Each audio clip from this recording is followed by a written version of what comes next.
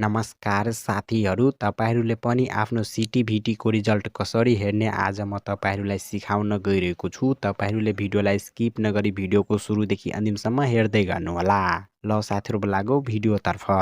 साथीहरू तपाईहरूले पनि आफ्नो सिटिभिटीको रिजल्ट हेर्नको लागि तपाईहरूले पनि आफ्नो मोबाइल फोनमा रहेको क्रोम ब्राउजर एप्लिकेसनलाई ओपन गर्नुहोला।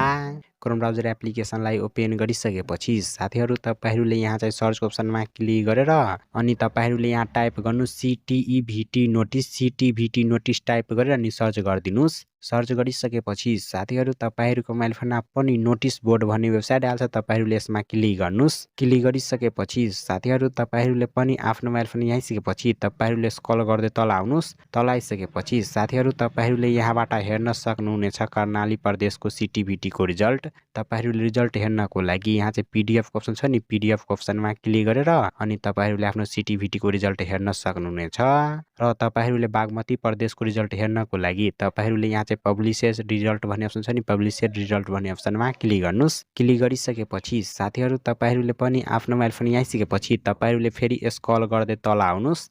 तल आइसकेपछि साथीहरू तपाईहरूले पनि आफ्नो मोबाइल फोनमा हेर्न सक्नुहुन्छ सिटिभिटीको रिजल्ट बागमती प्रदेशको।